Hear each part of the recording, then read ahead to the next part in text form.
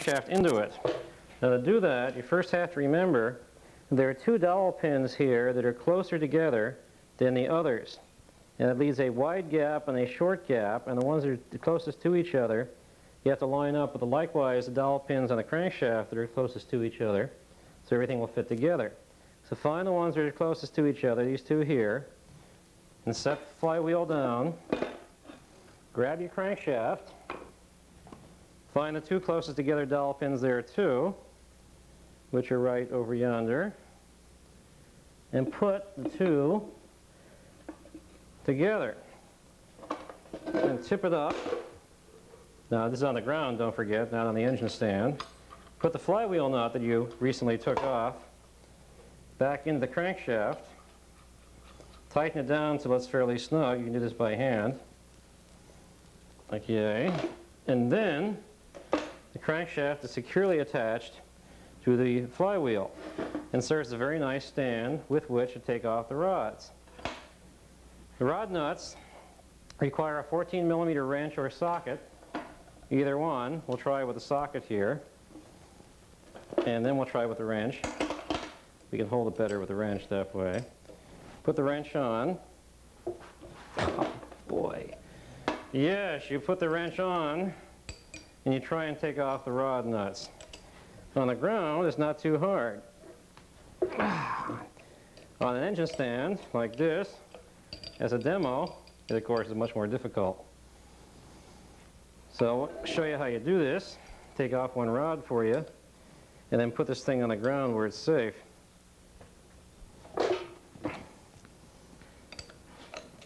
These rod nuts are normally torqued to 32.6 foot-pounds. So you loosen them up, come around here and get the other one, which is going to be fun and games. Lots of fun and games.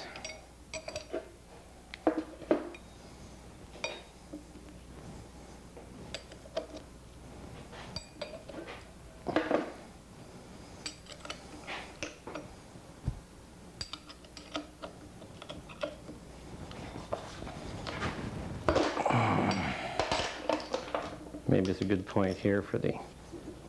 There we go.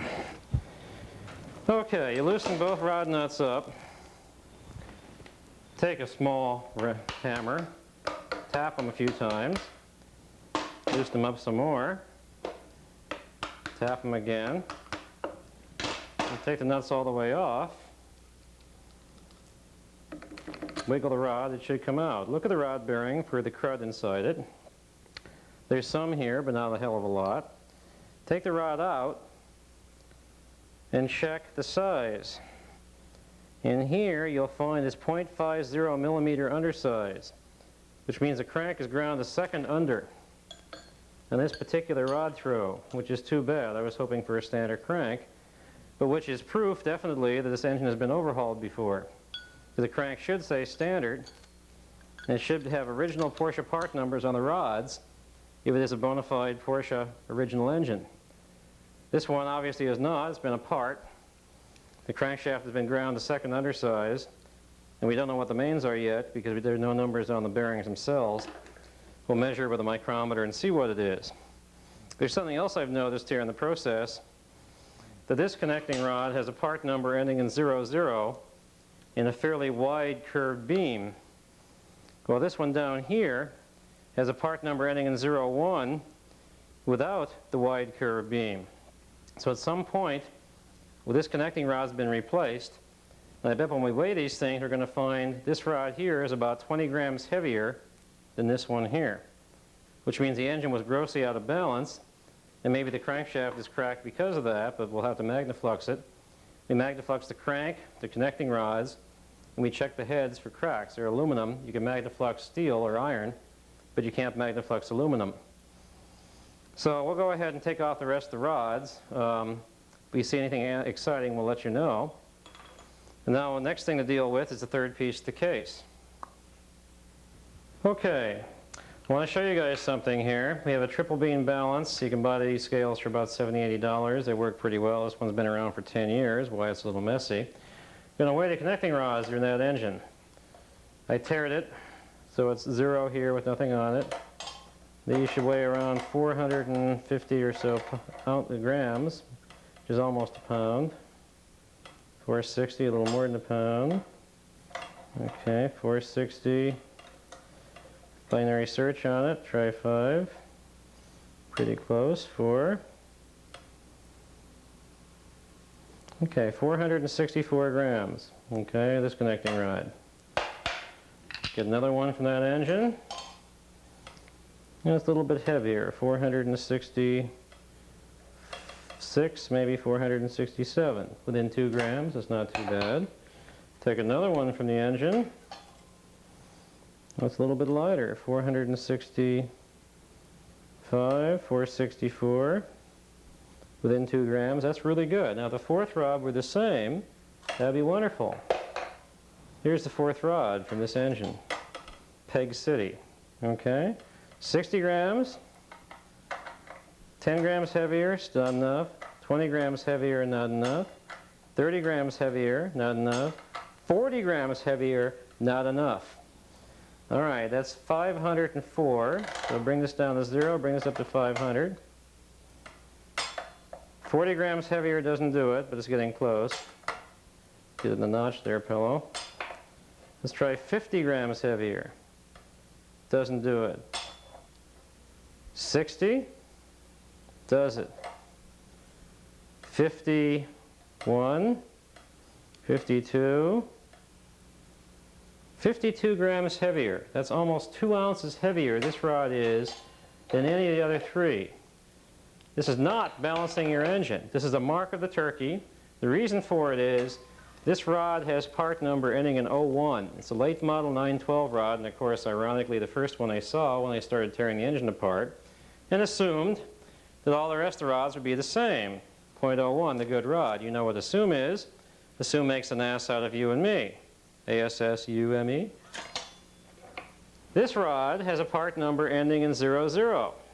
It's an earlier rod used in this vintage Super, and likewise the other 2, all 3 of these, are the 00 type rods. And they all weigh about the same. This one here is a later rod, 01 part number, 60 grams heavier than the other 3. It's not going to be possible to balance this connecting rod by taking 60 grams off of it to equal the others. Either we'll have to replace it with another rod of this type, or replace all 3 rods of those with 3 of this type to make a balanced set. And for this engine, I'll probably go that route and put in a set of 912 type connecting rods with the 01 part number and do it that way. Just thought you guys might like to see what can happen if you just randomly replace a rod that looks the same without making any effort whatsoever to balance it. 60 grams is a hell of a lot, and the crankshaft may be cracked because of that. In fact, this particular crankshaft was second under on the connecting rods. That means a second undersize, 0.50 millimeter, and standard on the mains, so it was down about 2 thousandths on the mains. It's in fact down about 1 thou and a half on second undersize on the rods, so it may have to be ground to first under on the mains by third under on the connecting rods, or replaced. It may be cracked anyhow. If it's cracked, it's garbage. So we'll find out what it's like after we magnaflux it, but I thought you might like to see the difference between these connecting rods. Between a total of 516 grams for those, that is 464, so 464. On the other one, 60 grams, almost 2 ounces. Incredible, isn't it? Okay, now we're going to take the third piece of case apart as far as take the accessories off of it. It's best you do this on the ground, not on a stand, but we're doing this to show you easily how it's done.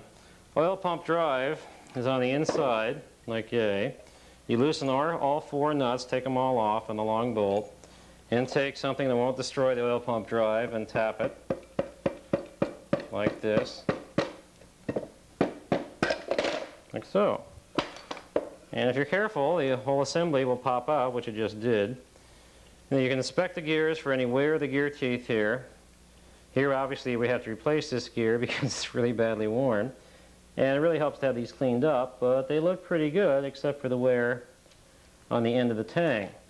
Way back when, these shafts were replaceable, but after about 1961 and a half, thereabouts, they stopped making them replaceable. They had a little key on the inside and the shaft would actually fit inside the gear, but now the gear is pressed on the shaft and you really can't replace them too easily. So we have to replace the whole gear. Oil pump drive gears are available. They're a little hard to find now, but they are available. So this we'll have to either re-weld or replace, and I'll probably replace it with a new one. The other gear, the driven gear, looks okay, but like I say, we have to clean it all up before we can tell. So let's put this in the to be taken to the machine shop to be cleaned and checked batch. Now, to get the bearing out here, we have to take out the seal and the oil slinger inside. Take out the seal, you put a screwdriver here, ding in the seal, and pry it out that way. That's the way it's done. I'm sorry you ruin the seal when you do it, but the seal is garbage anyhow. So we'll take a screwdriver, and we'll stick it inside there. And with a little bit of luck, you won't knock the case on the floor. In fact, if you pardon my posterior, I'll get in here to where we can do it effectively. Like so. Don't do it this way. Put it on the floor and point the screwdriver away from you so don't stab yourself in the gut. And sue me. Pry it up gently. Take the oil seal and toss it in the garbage pile. That's what it is now. Take the oil slinger out and put it in a very special place, your safe deposit box. These are very hard to find, and you're much better off using one than not using one, so put it where you won't forget it. Now, for the dowel pin bolt that holds the dowel pin in place, it's a 14 millimeter across the flat bolt with a funny dowel pin end to it. So you take it out, and you must take it out first to get the bearing, it's in the third piece here, out. You take it out. It'll be tight to the last thread, and there's lots of threads. And you see why they call it a dowel pin bolt, because the end of it looks like a dowel pin. In fact, it is a dowel pin to hold the number 4 main bearing in place. This should be plated too, because the head, you see, is pretty obvious, and you should plate this. Put that in the to be plated box. And then, to get out the main bearing, the right way is to heat the case up and tap it. Tap it out.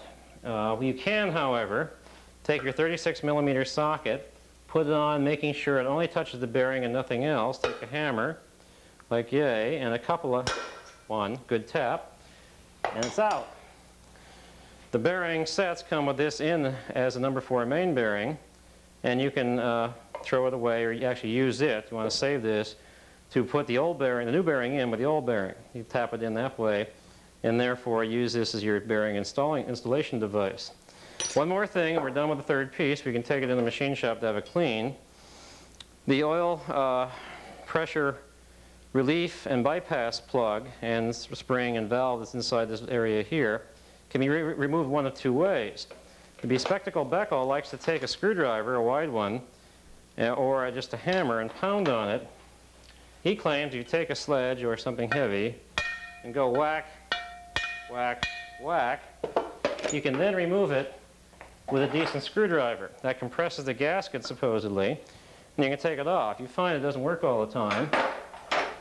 You take a pair of vice grips, put the vice grips on it, and then push down, and it comes off pretty easily. In fact, a combination of the two is really the best way to get it out. The plug here, the thing I'm unscrewing now, can be plated. In fact, should be plated, make it look nice.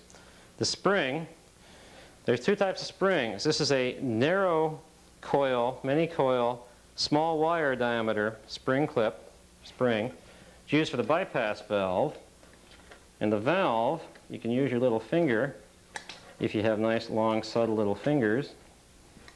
If you don't, you can use a special plunger removal tool available through Volkswagen or Porsche dealers. Try tapping it. Normally this works, but of course this time it's not going to do it. Anyhow, you can actually sort of see it. It's in there. The Maestro, of course, has a special device for removing it, but sometimes if you're out in the boonies and don't have a special device, almost, you can use what nature gave you. Oh, it almost came out. Come on, baby. Oh, you can do it. If not, you can take it to a machine shop. And the machine shop usually has a device. It's an internal expandable plunger type that allows you to grip the plunger easily and pull it out. If you have to, a 7/16 tap will usually get it out too. SAE tap. Can't quite do it. Let's see if the other finger is going to work. I should ask the local teenage girl to do this, but I can't find her right now. Well, we'll get it out, don't worry. Anyhow, now, once that's out, the third piece is ready to be cleaned. So put this in the part that goes to the machine shop. Now likewise, on the main case half, the oil pressure relief valve is here, and this should likewise come out. So I give the old bespectacled Beckel technique, tighten it down, pull up, and lo and behold it works. Without scoring the outside diameter of the plug too much, you can then unscrew it. Please do this on the ground, not on top of an engine stand. Don't want you to blame me if your case falls on the floor and cracks. And note that this spring, I'm going to close up of that while I attempt to get the plunger out of this one. Note the springs are different, and indeed they are different. The wire of this spring that makes it up is thicker, larger diameter. The number of turns is fewer than this one here. This is thinner diameter wire, more turns. This is the oil pressure bypass in the third piece. It's the oil pressure relief spring in the main case half. And don't confuse them, because this provides the oil pressure of your engine. It's a stronger spring than this one is, and provides decent oil pressure, minimum 45 psi when you're running, pounds per square inch. This one, if used as oil pressure relief spring, will lower the oil pressure of your engine, leading to premature failure. And again, we're going to have to use a special device to get it out rather than our given fingers. Anyhow, that's about where we're at now. The case is pretty well stripped out. We, of course, will remove the cam followers before we clean it. But to go to the machine shop, we can leave the cam followers in. We'll surface the cam followers, put a nice spherical radius on them. We will polish the crankshaft or grind it or replace it. We'll balance everything, balance the crank, balance the flywheel, balance the pressure plate, balance the rods end for end and total weight, balance the pistons. We'll hog the heads out to mate with Solex intake manifolds for Weber usage. We'll put a big bore kit on it, and we'll make this engine into something that's a really good one, both in looks and performance. So stay tuned for the next half of the tape. You can go have dinner now. Go have a beer, whatever. We're going to do that. The next step is to take this to the machine shop and show you the machine operations involved in making this into, from what you see it is now, into something really nice. So bear with us. It's taken about 2 hours to get to this stage. It'll probably take another 4 to get it done, but when it's done, it's done. And it'll last for 100,000 miles. Thank you for bearing with us so far. We appreciate your support.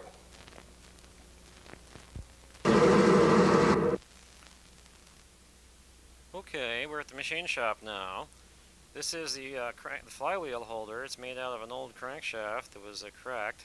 You use it to hold the flywheel, and here you can see the flywheel inside surface. That is the surface where the clutch disc rides.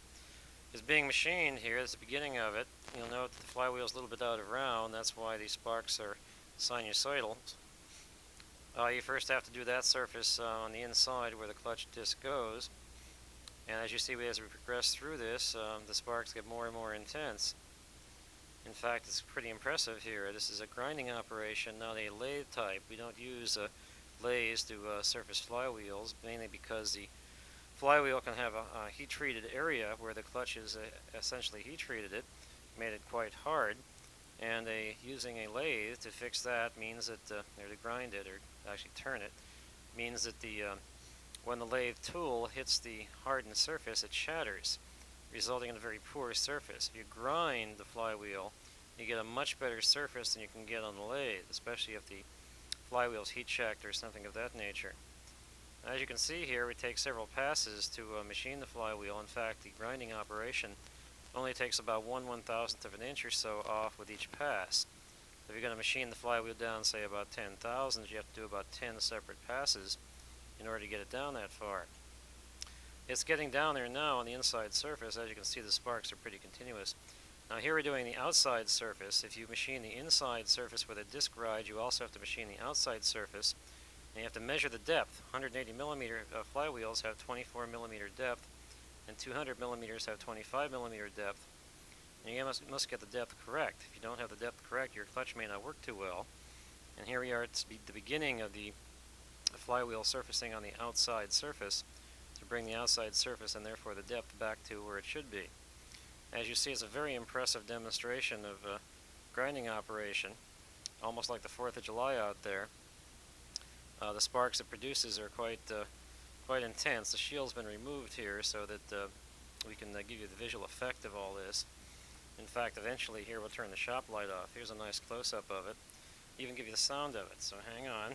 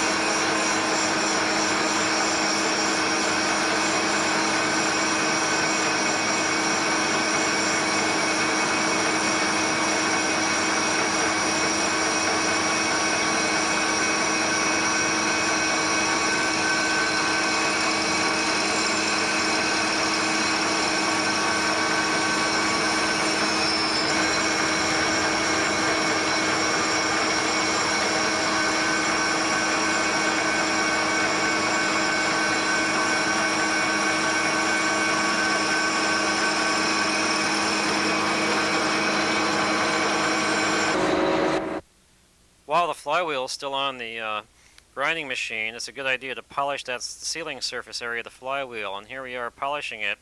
Take successfully finer grits of emery paper, and while the flywheel is spinning, proceed to polish the sealing surface where the flywheel seal actually does the sealing.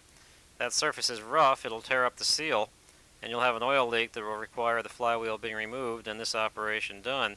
In very bad cases where the flywheel seal area is really terrible shape, you have to grind off about 3, 4, 5 thousandths off of that inner hub in order to fix it so that the seal will actually seal. There you can see the little ring formed by the seal over the years and how nicely we polished it.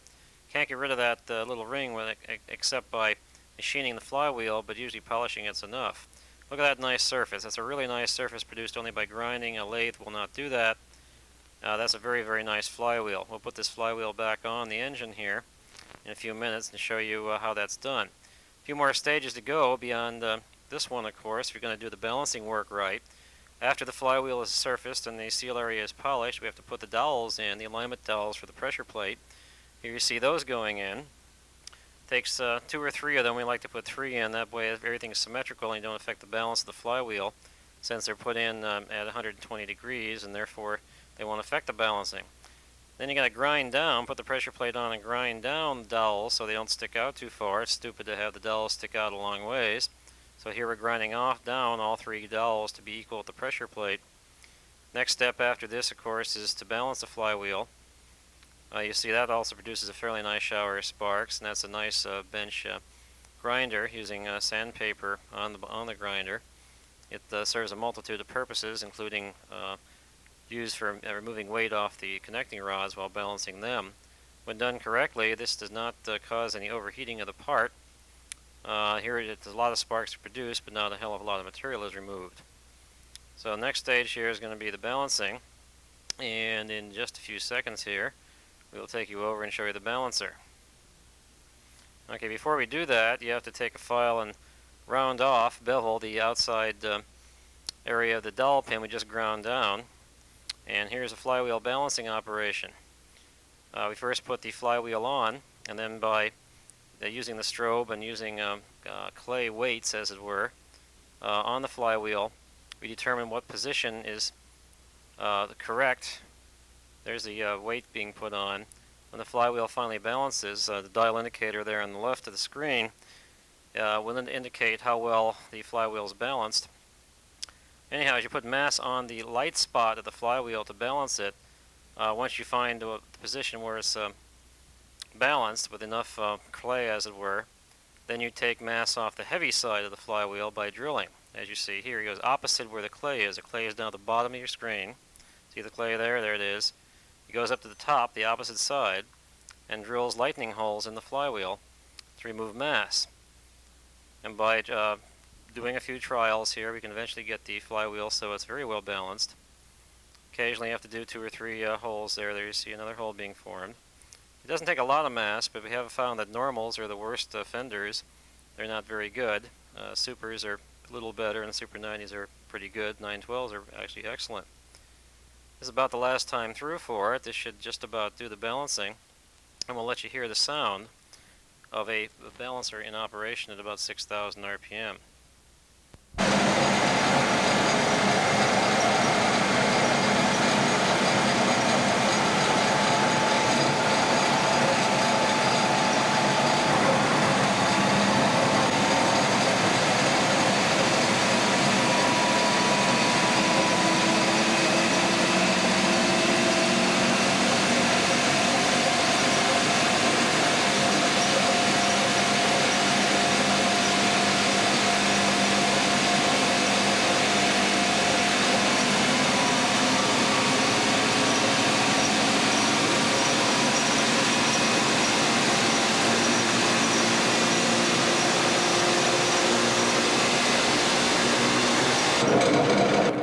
Okay, now we've added the pressure plate to the flywheel, and we'll be balancing the pressure plate by the same technique. By the grace of the Porsche gods, this particular pressure plate was basically perfectly balanced and didn't need any lightning holes anywhere on the circumference. But if they do need lightning holes on the circumference, then you of course would drill them. Same technique is used as in balancing a flywheel. You take the clay mass and stick it on the pressure plate until you get the combination balanced. Then you remove mass from the opposite side where the clay mass is located. Use the dial indicator on the left-hand side there is used to indicate on the shaft bearings there and tell you whether or not the flywheel pressure plate combination is balanced or not. The unit also has a strobe which flashes at the heavy side, and if the strobe is not flashing at all or flashing continuously but mostly not flashing, then likewise it's balanced. Let's listen to this one now.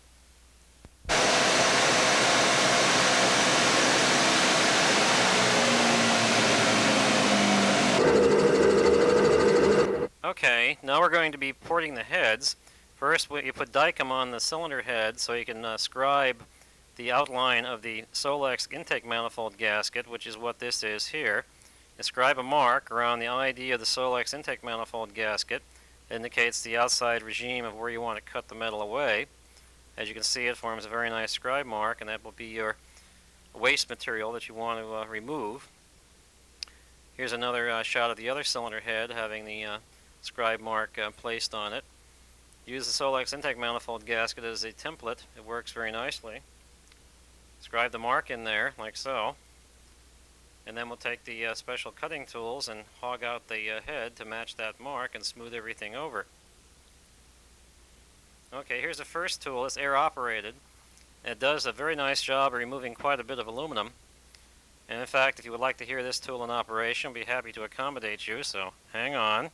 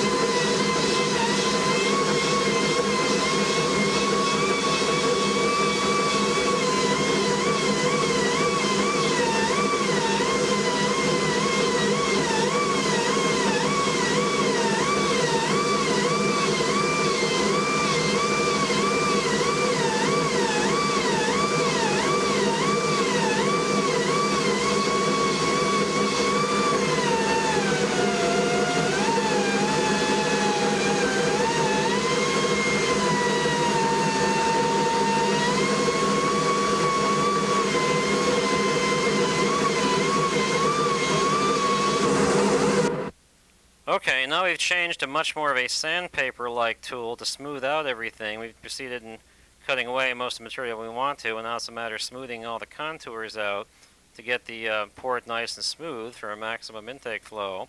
This type of tool will do a good job without removing a lot of mass, a lot of material, and is therefore used for the finishing process. In fact, you have successive fineness, roughness of the sandpaper type that will allow you to smooth out the ports very nicely. In fact, this tool can also be used for doing the intake manifold, smoothing that out.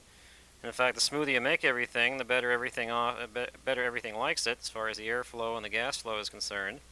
It never hurts to smooth things out and polish things unless it's sheet metal. It tends to run hotter that way. Here's the finished product. Alright, now here we have guide removal. Note the head is smoking because it's quite hot, heated up to over 400 degrees. There's a special technique for removing the guides that we've discovered or invented, and it takes the guides out without risk to the head. In fact, near the end of this tape, we'll show you what happens to a cylinder head where somebody attempted to remove the guides cold and it didn't work. This is a semi-secret technique as far as how it's done, but as you can see here, it's quite effective. The guides come out with very little pounding. Then while the head is still hot, you can still check the bores of the head and make sure everything is fine.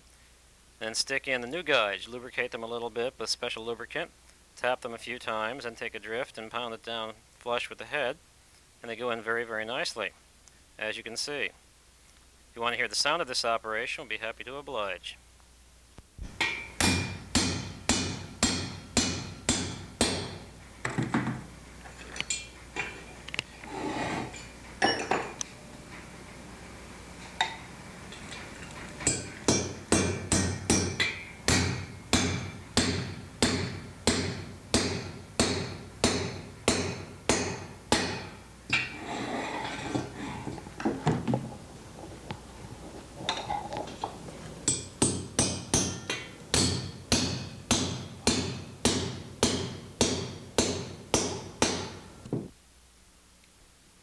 Okay, notice the one head had the remains of a chunk piston. This engine has been through the mill a bit.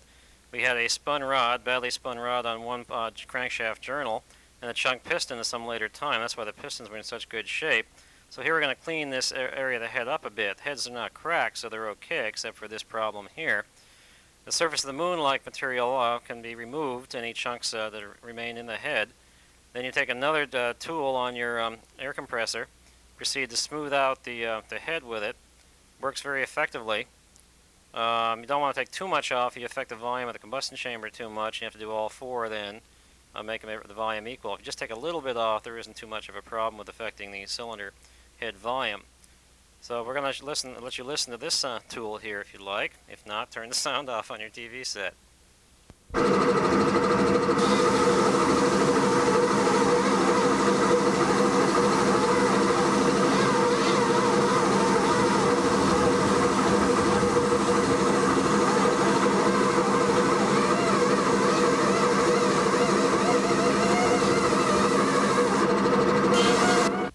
Again, we change tools and go to more of a sanding disc type that will allow you to smooth out the head without removing vast quantities of material.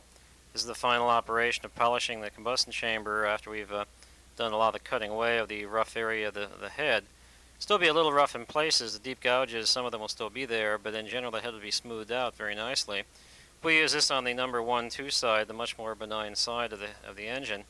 The other good head we'll put on the 3-4 side, and things will actually run. Clean everything out with either a gun cleaner or whatever you happen to have handy, pipe cleaners, whatever.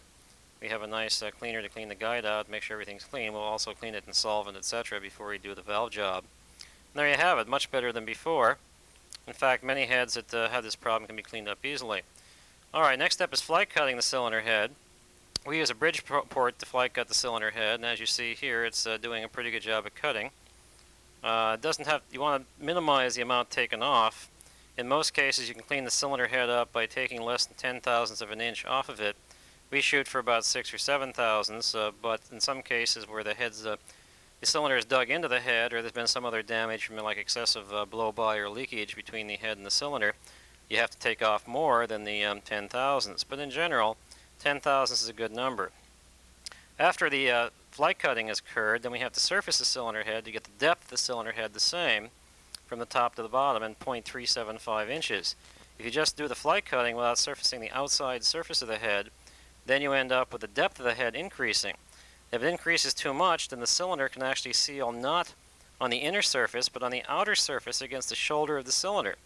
And the shoulder of the cylinder is, of course, not designed to do the sealing, and consequently, you can get very bad leaks when that happens. In fact, I've seen that quite a bit on the El Cheapo overhauls, where they just fly cut the inner surface of the head and don't do any outside surfacing.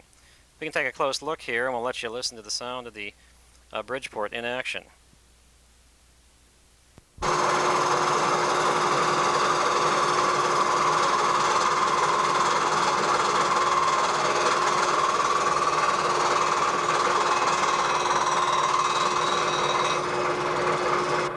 Always measure the depth of the head after the fly cutting has been completed. Make sure it's 0.375 inches. Next step here, we're going to do a valve job. So first of all, we take our brand new valves and proceed to polish the valve stems. Even brand new valves can have burrs on the valve stems. Used valves almost always have burrs. And these burrs can cause the valve to chip away pieces of the guide during operation. Pieces of guide can cause the valve to seize in the guide. A seized valve in the guide is something you don't want. If it's an exhaust valve, it can seize open and hit the piston. That can cause lots of fun. It's an intake valve, it can seize open and not hit the piston, but backfire through the carburetor and catch your carburetor, maybe and or car, on fire. So always polish the valve stem of the valves, either new or used. Here we have the spring tester. This tests each spring. You want to see at least 70 pounds on each spring. And here you see 90 on that particular one there. We'll test a few of them for you so you can see what the gauge reads. Note the gauge goes up to essentially 1,000 pounds if you want to go that high for a Caterpillar diesel or something maybe. Anyhow, the standard height is about 39 millimeters or 3.9 centimeters, around 40 millimeters or 4 centimeters. And here you see there's a low one that's at 75 pounds. We like to use 70 as a lower limit of use. In fact, we'll put those springs on the intake, not the exhaust, since the intake's under more benign conditions. The heavier duty ones that run up to about 90 pounds or so, put on the exhaust side. This way you can arrange the springs and get the maximum utilization of the springs. We also have some nice replacement springs in case you can't find any good Porsche springs, or your springs are rusty or test out too weak. Here's the entire setup. New valves, checked out springs, all the retainers and keepers, etc. We're all set to do the valve job now. First thing to do, of course, is to clean everything inside the head. Make sure all the valve guides and the seats themselves are proper. As you can see, this is the good head we're going to use on the number 3-4 side. And look at how nice that Porsche head is. That's one of the reasons I enjoy working on Porsches. They make very good equipment. The stuff lasts a long time when it's treated right and when it's rebuilt correctly, unlike many other vehicles I'm sure we could both name. Okay, so you get both heads, and now we're going to assemble the valves. Put some oil down the guides, make sure you lubricate things. Get out some lubricant for the valve stem itself. Put the lubricant on the valve stem, and stick, of course, the valve down the proper guide. We've already done the valve job. I was going to show you that, but it's kind of hard. When you're doing a valve job, your hands are in the way quite a bit, and it's hard to see, so you can't yet. It requires 3 separate cuts, different stones to do the proper valve job, 3-angle valve job the Porsches require. But as you can see, they're done quite well. The width of the seat's very important. I'd like to see somewhat more than a 1/16 of an inch, but less than an 1/8 of an inch for width.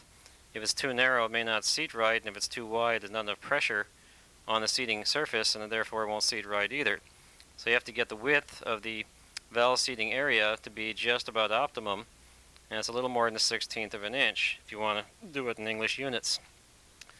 So anyhow, you stick the lubricated valve down the lubricated guide, of course making sure intakes go on the intakes and the exhaust in the exhaust. Here's a close-up of the other side. Note there are no valve stem seals used here. These earlier super and normal heads don't use valve stem seals. In fact, I'm really not a believer in valve stem seals. The factory only used them on the 912 series anyhow. And in general, I find that it's better to have lubrication to the valves and suffer a bit of smoking perhaps, or a bit of oil consumption, than to not have the proper lubrication. So here's the spring height setup. whereby you measure the distance between the inside of the retainer and the base of the sealing area where the shims go in the little cup around where the guide is sitting there. You can see the cup there. And you set everything up to approximately 40 millimeters. It's little different specs for each different head. Most of them are listed in the Maestro spec book or in Secrets of the Inner Circle. I don't have enough time here to mention them all right now.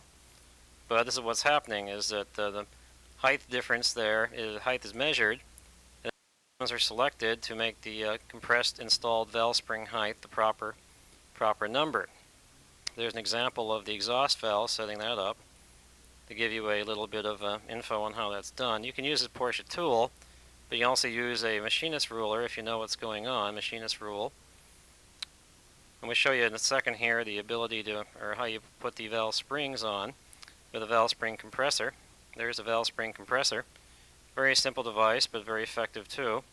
Take the valve spring, put the compressor over the valve spring, push down, compresses the valve spring, take the keepers, stick the keepers in, and slowly, also the valve spring should be installed with the more tightly wound coils towards the head side, as opposed to towards the rocker cover, towards the keeper side.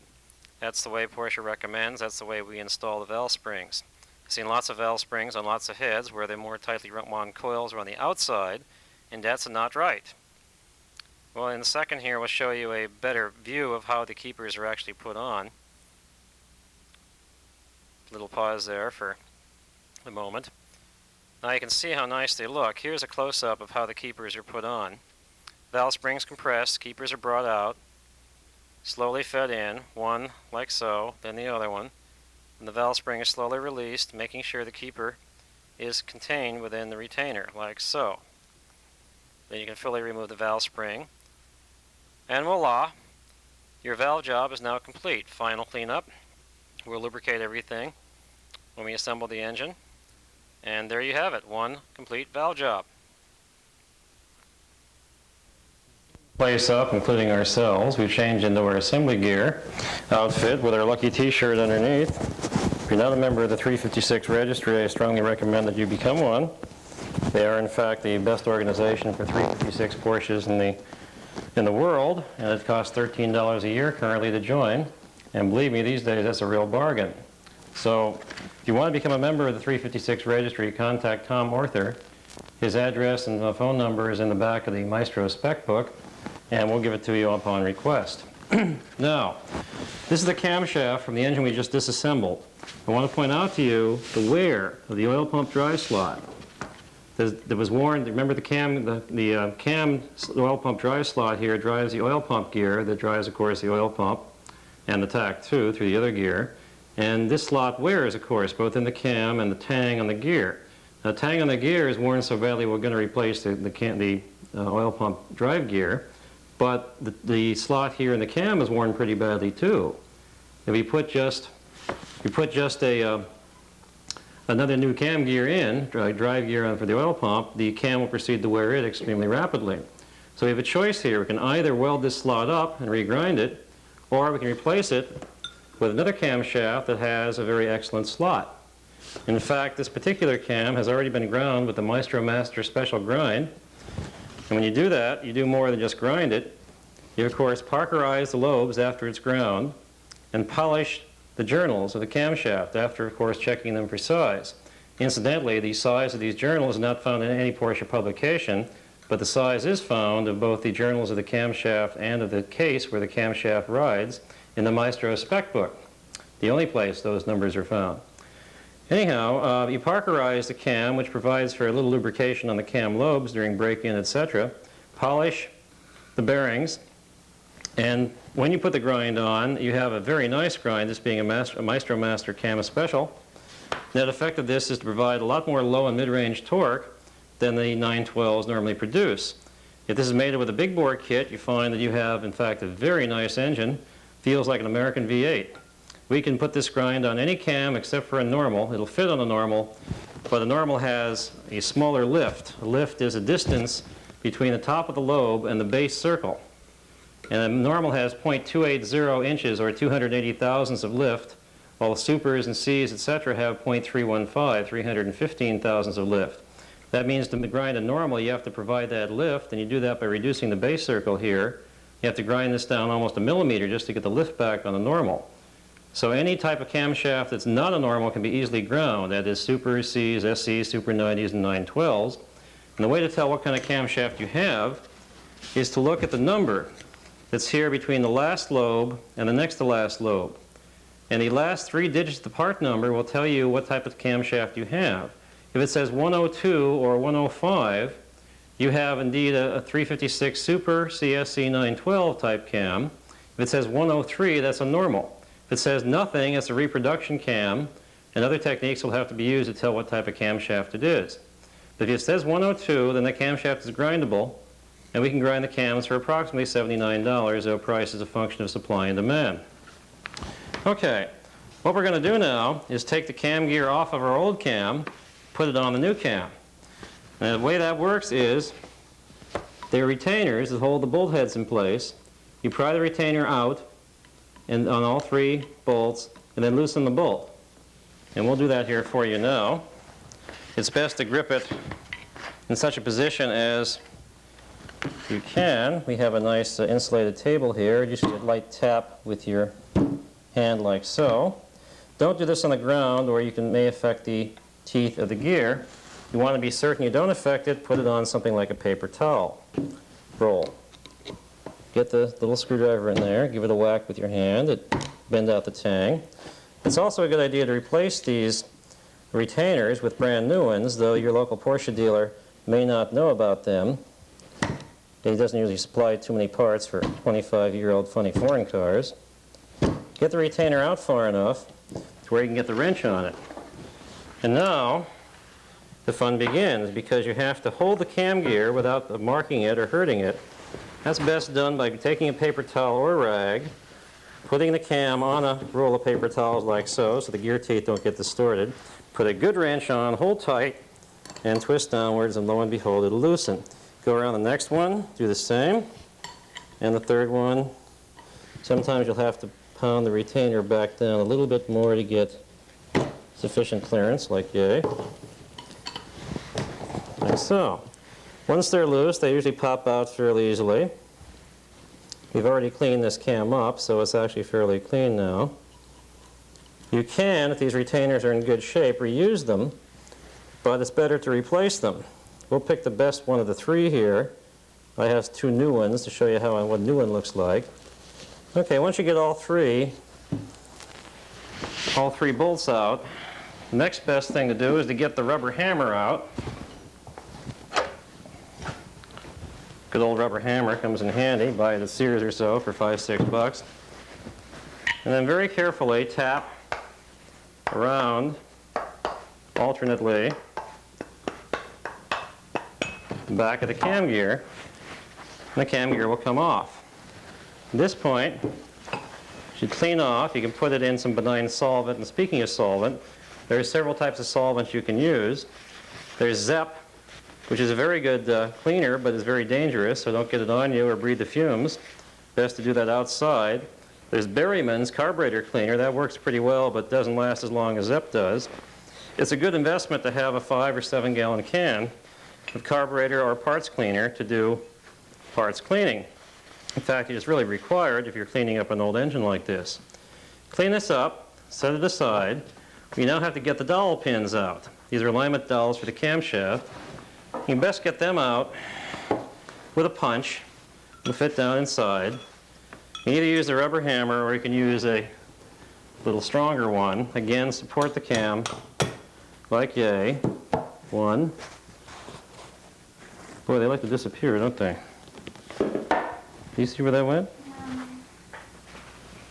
Over there. Okay. We'll get it. Don't worry. Have an assistant around when you do this to find the dowels when they roll out. Tap, tap, tap. Same place. Go find your brother.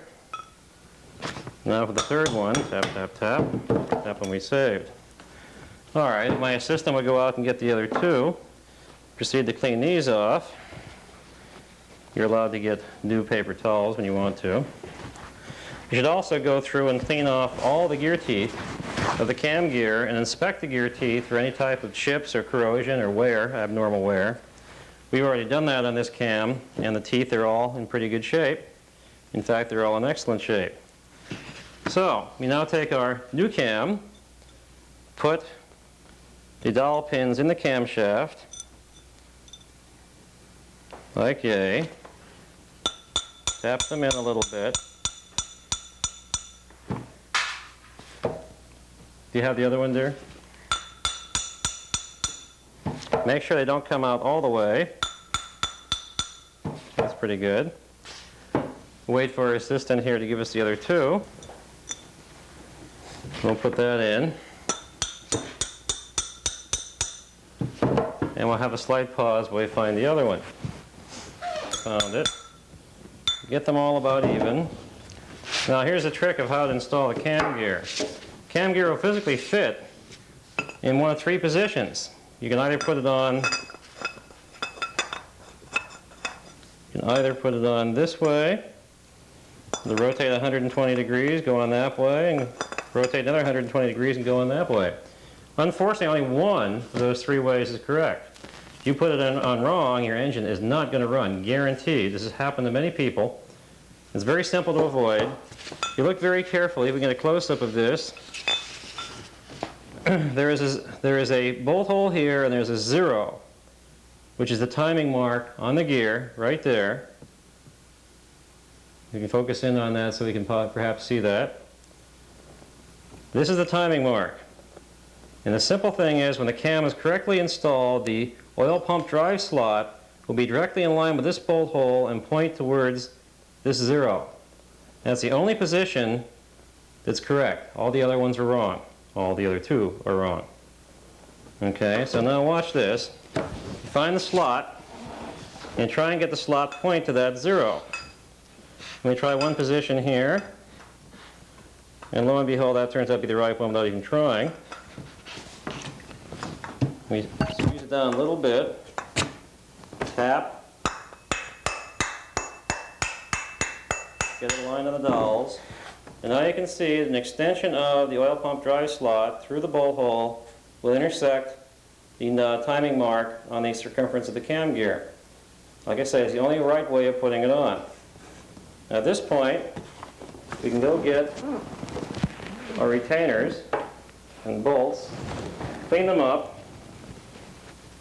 Again, incidentally, the bolt heads on a 356 to take a 14 millimeter across the flat wrench.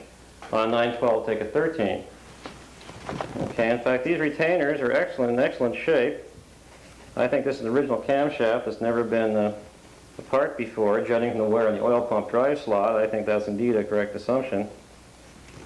You can clean these up in solvent, whatever. You've already dipped the cam, so they're pretty clean. Put the bent part down into the cam, around the cam gear inner circumference. Take another one. Clean it off. They're, like I say, they were pretty clean. They're still a little bit dirty, but we'll clean them off pretty nicely. You can use red Loctite on these bolts if you want to be assured that they won't come off. If you do that, however, you're going to have a hell of a time getting them off the next time. So it's better just to tighten them down snugly with either blue Loctite without the red if you want to remove them again. I really never heard of a cam gear nut coming loose, but bolt coming loose, but I suppose it's always possible. Anything is possible. I'm sure I haven't seen everything that occurs out there. Get them all in place. Again, make sure that the extension of the slot goes through the notch like yay. It does. Goes to the mark, the 0 mark there. Tighten the bolts down evenly, about a half a turn or so at a time. And the whole cam gear will then, on this alignment dowel, slowly draw everything together.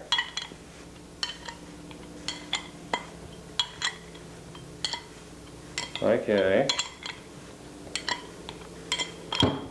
Do it slowly, don't rush things.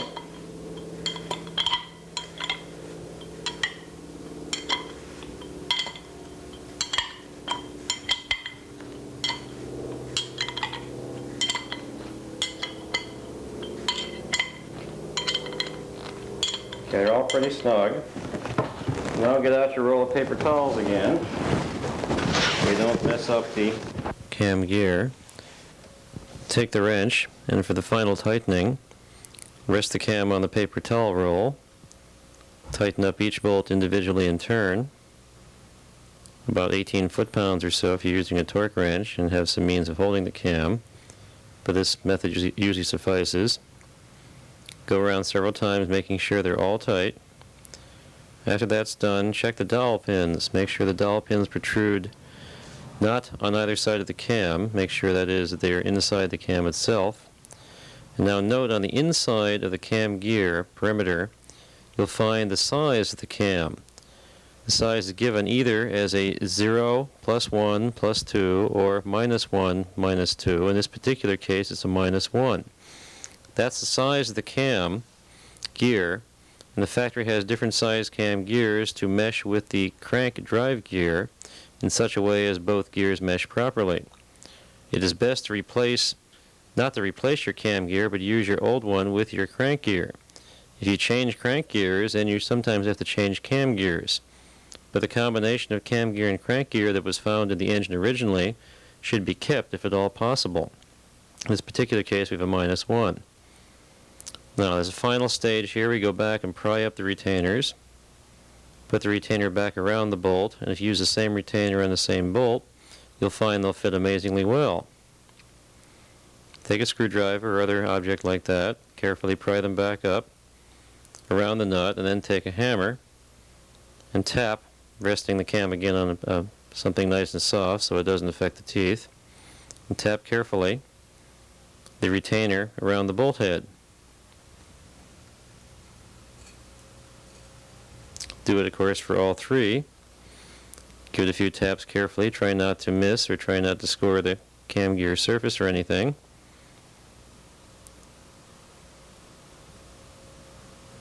A few more taps. Inspect it carefully. Clean it off with a rag. Make sure everything's clean. You could spray WD-40 on it now and clean it, or put it back in cleaner. Get everything as clean as you possibly can. Set it aside now. It's ready to be put in the engine. The old cam, the main problem with it was the fact that the oil pump drive slot was badly worn by the tang of the drive gear. But if you're inspecting cams, one of the things you should look for is pits on the top of the lobe, especially the two middle lobes, which are the intake lobes there. Most super cams will pit there on the intake lobes before they even pit on the exhaust. These are very good. There's one small pit on each lobe. Extremely hard to see except at very close-up. If it is severely pitted, the cam should be ground, and the Maestro Master cam grind can be placed on every cam, even normals, though we like not to grind normals. We'd much rather grind CSC 912 Super 90 cams. They have the right type of lift. Our Maestro Master cam grind fits right on there with no problem. In case you do want a Maestro Master cam grind, contact HCP Research, 20655 Sunrise Drive in Cupertino, California. Now, there are replacement camshafts that are around these days. They have a D4 or an H4 marked between the main bearing and one of the lobes. That's all the marks they have. They have no other marks besides that. They also have a wide lobe type cam. They have wider lobes than this one has. Stay away from any camshaft that has a D4 or an H4 marked in between the lobe and the main bearing. The only good reproduction cam is an RO 200.5 cam. It is usually a wide lobe cam marked with an RO 200.5 on the end. There, the cam. That's the only good reproduction camshaft. Now, if yours has a 15 or a 16 there, that's either a 15 is a C-type cam, and a 16 is either an SC or a 912 cam. They're both the same, actually. So check on the gear end of the cam to see what kind of cam you have. We can, of course, fix this cam by re-welding and regrinding the oil pump drive slot. Okay, this cam is about done now. So at least the cam section of the engine is about done. We have, in fact, our cam all set to go now into the engine. We'll clean up a little bit more, and we'll take a break. Thank you for your support. Rocker shafts and rockers from your engine, the Super we just tore apart. We are going to take the shafts out of here, polish the shafts. You can take them to your machine shop and they can polish them, or you can polish them yourself if you have enough time and patience, or a lathe at home. Very simple to take the shaft off. Sometimes you can pull it out, like yay, but not all the time.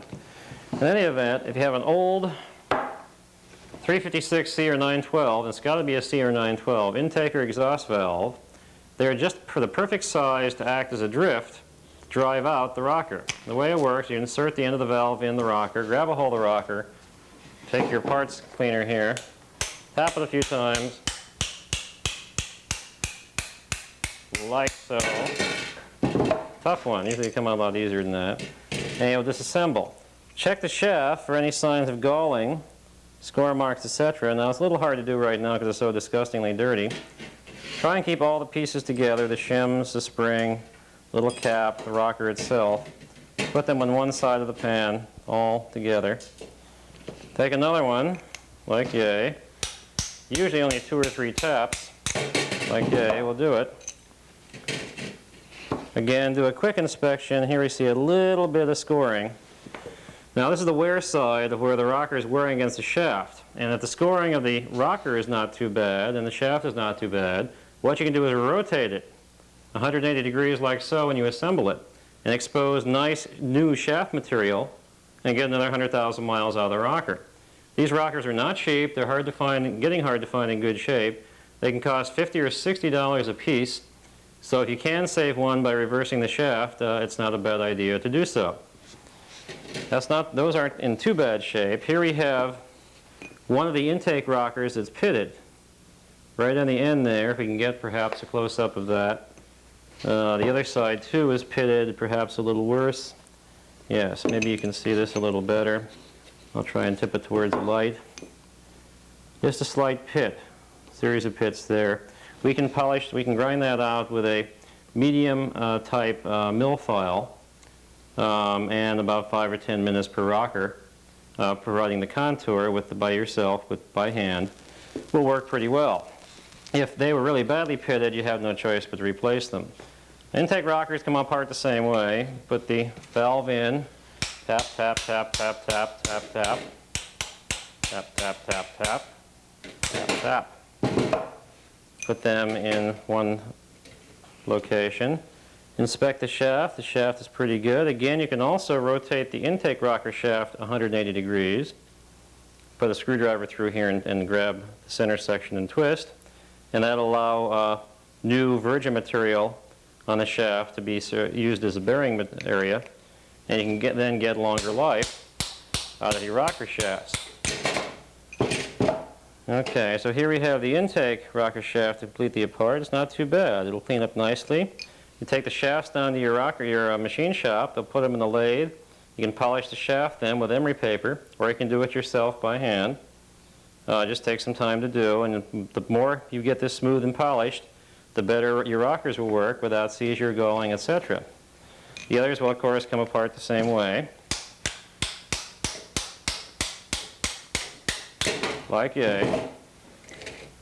Try and keep them all together in one particular happy place here.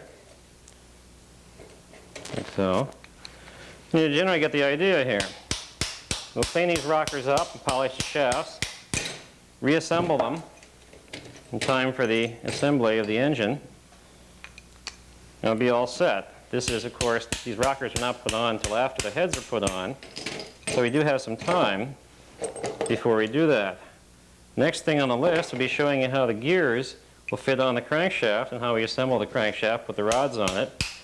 We have a crankshaft that just came back to the machine shop. It's all been balanced and polished. But to show you some of the machine shop operations here.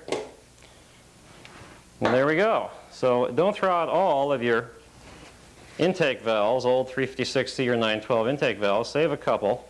They come in handy not just for getting out the rockers, but for jack stands. You have jack stands that require the rod to be put in them for support. These valves make very good substitutes for the rather weak material they normally use at the local Kmart supplied jack stand. These are much stronger steel and will support a lot more weight than the cheapo rods that come with the jack stand. So even old parts come in handy. But now put this in benign solvent, clean everything off, polish the shafts, and get on with the engine assembly. Okay, we have gotten our various components back to the machine shop. I decided to go with 01 style 912 connecting rods. These have all been remachined, the bushings replaced, honed to size, the big end honed to size also. You take a little bit off the parting surface and then re-hone the big end to size that way. And then when the small end is honed, you put this in the bearing master so that the length of the rod, center to center, is the same on all 4 connecting rods. So it helps to have a good machine shop do this. You just don't hone the small end, you hone it on the bearing master. Actually, you bore it on the bearing master, then final hone. We're going to check these just to be sure they're balanced. In fact, these are balanced end for end and total weight. And the way to tell that they're balanced end for end is that the small ends of 3 of the connecting rods will be machined down, and the 4th one will not, because you, of course, take the mass off the 3 heavy rods to bring it down to the weight of the lowest rod, and then balance the big ends by taking mass off the big ends. Just to make sure the machine shop has done a decent job on this, we will weigh them. Remember before we had one rod that was 52 grams heavier than the other 3? Well, let's see what they're like now after we've gotten a decent set here. Okay, just weigh them. Okay, binary search on the weight here. Not too bad, tad more. Like yay. See how the other one does compared to that one. And look at that, right on the money. We'll do number 3. Not bad, huh? Boy, good work is hard to find these days, I tell you. And there's number 4. And you can see they're balanced within about 1/10 of a gram. Now, of course, the weight of the oil on the rod is going to be more than that, so you're really okay with about 1 gram or so. But I like to balance them to 1/10 of a gram. It makes the Porsche gods feel friendly towards you. So now that we've got the rods all balanced nicely, and we know that they are, we can set the scale away. We are going now to assemble the connecting rods. Put them on the crankshaft. We have our crank. It has been reground on both the rods and mains. In fact, when you have this done, it's best to be done by a good crank grinder. Best crank grinder I know is Sammy Hale of Ignacio, California. He does the best radius work of everybody I know. The radius is extremely important. If you have improper radius between the side of the journal here and the journal itself, your crankshaft can crack in less than 10,000 miles. The radius that is put into a Porsche crank is put into the crank from what's on the grinding wheel radius. And if the grinding wheel radius is not dressed properly each time the crank is ground, you can end up with an improper radius and a very short life on your crankshaft. Sammy Hale knows all about this and does excellent crankshaft grinding. He's at Ignacio. He's also in the Maestro spec book. Okay, we can use another flywheel. This particular flywheel is for a street racing engine we're building later on. It's not going to be for our engine right now, but at least the flywheel can serve as a support. Again, we find the 2 dowel pins that are closest together. All the others, there's a wide area here and a narrow area here, and all the others have equal spaced. And we find likewise the dowel pins on the crankshaft that are closest together. And then we feed the flywheel and crankshaft together like so. Take your old flywheel nut, tip things up carefully, put the flywheel nut in place, and we have a pretty good holder here for a crankshaft to assemble it with.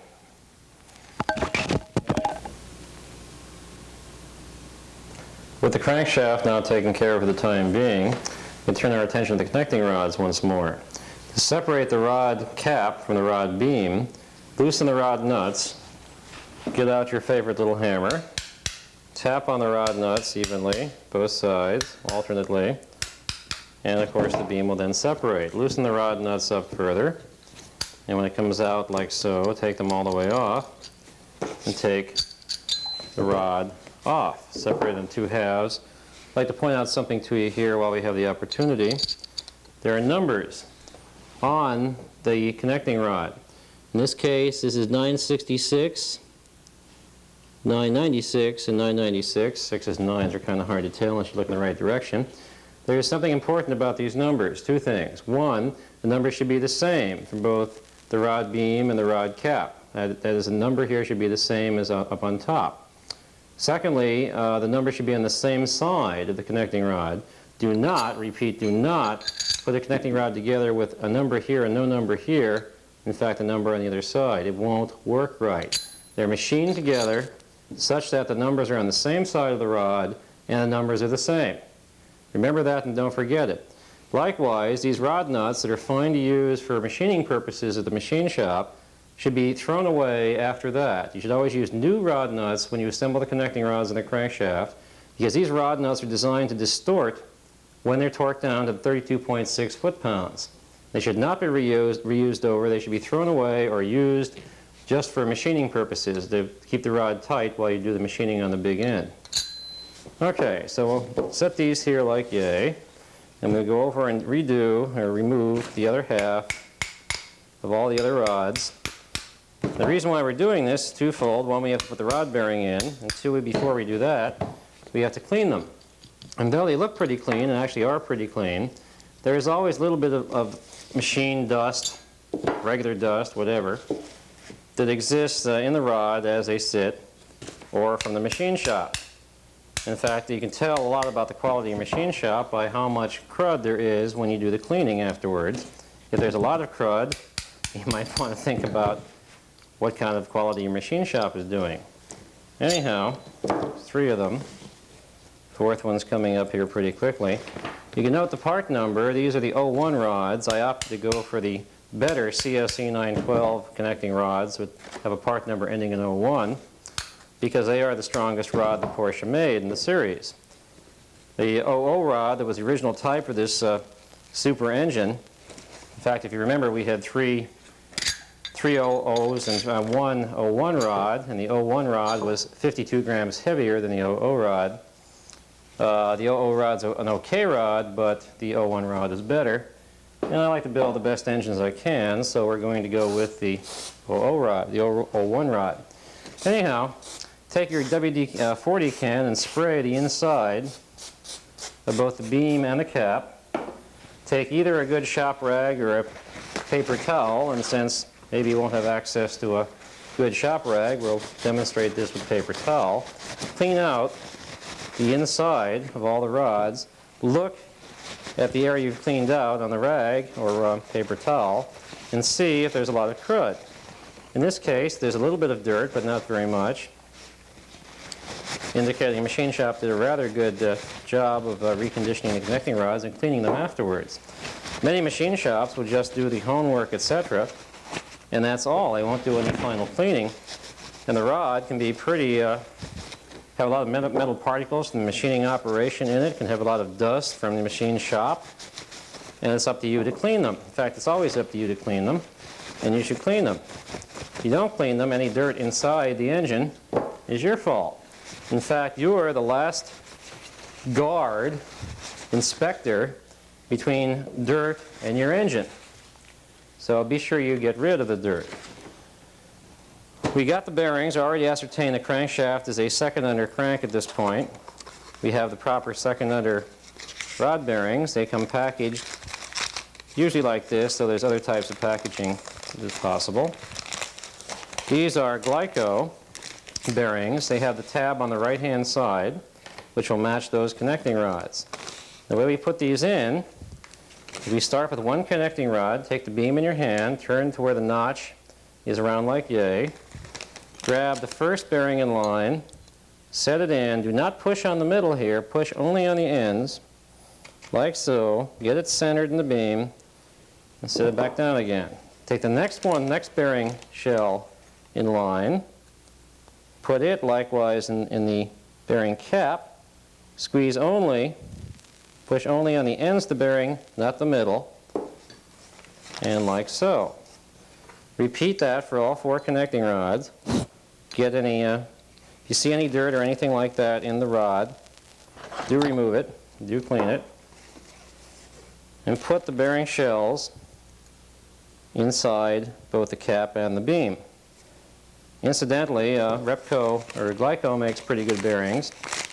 Porsche bearings are good too, but they're usually about 3 or 4 times the price. I frankly think that there's not much difference between them. Here's the other 4 in the set. BC 912 bearings have the tab on the right-hand side. A bearings have the tab on the left-hand side. And therefore, you can't use B bearings in A connecting rods or vice versa. You should use, of course, the bearings that are made for the connecting rods. The A-type connecting rod has a part number beginning with 502, while all the other part numbers in the post-1960 rods begin with a 616, as in this case here are 616, 100, 10101. But the early A's, or the later A's, actually all A's, have a part number that begin with 502. But you can always check the tab on the bearing and the tab in the connecting rod to make sure that they are in fact the same. Now it's a good idea, after you get all the bearings in place, to repeat the procedure for cleaning. Spray both halves with WD-40 or your favorite solvent. I like WD-40 because it evaporates. It won't stay on the part for a long time. It actually will evaporate, and therefore it should not be used for preservation. In fact, if you're going to keep an engine for a long time, you shouldn't use WD-40 as a preservation aid. You should use regular oil or our secret sauce, which we'll be mixing up here in a second, to allow you to store the bearings, store the engine, with the secret sauce lubricating everything, literally for decades. I stored engines for 5 years with the secret sauce lubricating the parts, and they work fine after you take them out of storage and fire them up. Now hopefully you won't have to wait that long to get your engine back on the road again, but sometimes that happens. Okay, these are all now finished. Okay, we've got the rods with the bearings in place. They've all been cleaned, all been checked, they've all been balanced, reconditioned, magnafluxed, etc., new wrist pin bushings, blah, blah, blah. We now bring crankshaft and flywheel over. And now, it helps, even though the crankshaft's been cleaned by the machine shop 2 or 3 times, it's a good idea to take your WD-40 can and spray every oil hole you can find. Spray around the bearing, spray, spray, spray. Get it down inside there, blast off everything you can find. Wipe off the excess with your either shop rag or paper towel. Be careful with paper towels. They can leave lint, but lint is not very bad for your engine. Actually, the worst it can form is carbon, and there's always a lot of carbon in an engine anyhow. So take the paper towel and clean off the rods, clean off the mains. In fact, if you really want to, you can give this a real bath with a WD-40 can. No, I won't do that simply because I've cleaned this off before, but I'll show you how it works. Get it in every oil hole, like so. You see how the main feeds the rods, this oil, like so. And the middle main will feed these 2 rods here. And you'll see it come out.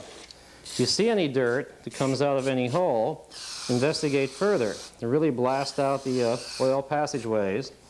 In fact, some crankshafts have a soft plug where they drill an oil passageway straight through the side of the connecting rod journal into the mains. And when they do that, actually be over here, they would plug that passageway they drill with a soft plug. And that's an excellent trap area there for crud from like a spun bearing or just general crud in the engine to get in and get trapped. So you should always, on crank grind, remove and replace the soft plugs in the crank, clean out the area between, inside the crankshaft with either pipe cleaners or the like, and make sure everything is nice and clean. In fact, on the new reproduction cranks, the brand new ones, you have to take off the soft plugs of the new reproduction cranks and clean out the passageways, or you'll be sorry. There's heat treat slag inside. Okay, that crankshaft's pretty clean now. So we'll mix up our secret sauce now. You take your favorite oil. I like Pennzoil 2050, and I'm not paid to say that. I just like it. Use it in everything. It works fine. Pour some in an expendable dish that your wife doesn't know about. Take some STP. Now, purists may cringe, but this actually works. and make about a 50-50 mixture of STP and oil. Now it's thick enough. Use your finger or use whatever you want to use. Finger sometimes may be a little bit gross, but it works. Now, the STP by itself you shouldn't use. The STP and oil mixture makes everything thick enough that it will not come off the engine easily. It won't drool out, it won't leak off or form, or lose the film. It will actually stay on the engine quite a long time, and you can store this engine then for quite a long time, 5 years or more. Okay, that's fairly well mixed now. I like assembly lube. It's molybdenum disulfide. It's a surface lubricant, and it works very nicely at preventing any problems when you initially fire up the engine before oil pressure has been built up. Of course, when we assemble the engine, I'll show you how to minimize the delay in the buildup of oil pressure, but the assembly lube works rather well. You should put that on the camshaft and cam lobes and the cam followers. Now, what you should do is take a nice clean finger, take a little bit of the assembly lube on it, put a little bit on, avoiding the oil holes. You don't want to get the assembly lube down the oil hole. You want to get it around the bearing journal, but not down the oil hole. And you take a little bit of the STP oil mixture and put that all over the journal, like so. Repeat with the next rod journal down. And continue doing this on all four. You can, if you want, coat one half like so, and then turn the crankshaft around and do the other half. The moly lube serves as a good protection against initial break-in, for initial break-in. So when you first fire the engine up, and before oil pressure is established, the moly lube, being a surface lubricant, will prevent seizure of the parts, etc. With the STP mixed in, it also serves very well to preserve everything. In fact, you can tip it here now and get the nice mixture all over. This is not aesthetically pleasing, being the color and consistency of kind of slime, but it works. And it's clean. And it's something that you have to do, so you have to get used to it. Rotate things around like yay. It'll slobber on various things, so you have to have a covering on your kitchen table if you're using the kitchen table. If you're not using the kitchen table, you have your own workbench. You don't have to worry about your wife complaining. Anyhow, get that fairly well lubricated. And then get out 8 connecting rod nuts, like so. And some red Loctite. I buy it in the 1-ounce container. It's a little cheaper that way. Actually, this is a 1.22-ounce container. Now, these are new rod nuts. You must use new rod nuts, like I was saying. You find where there's a mark on the rod nut, in this case 10B. Okay?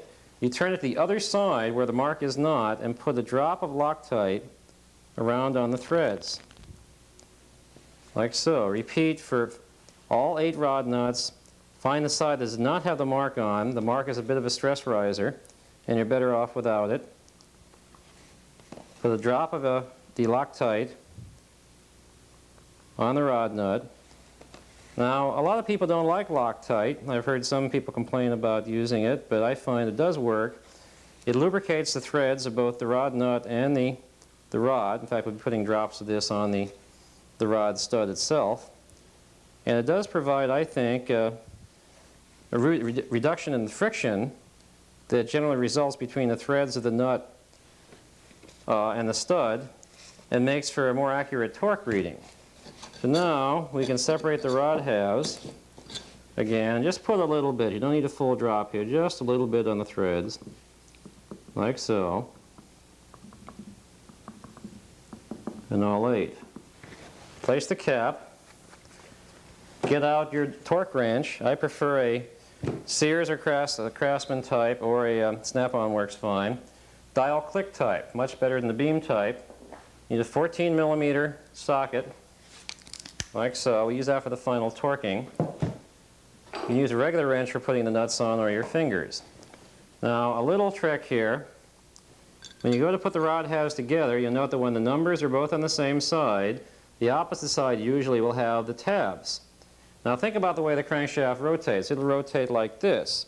You put the tabs on this side, it is actually a little better because the stops are right here. In particular, the stop of the beam, where all the stress is taken during compression, is right here up against this other half of the rod.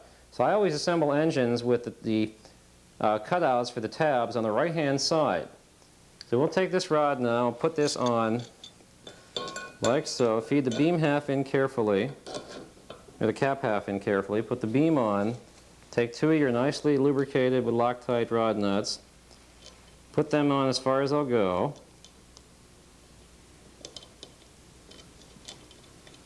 Try not to move the rod very much, because if you move the rod too much, the bearing can stick to the lubricant inside.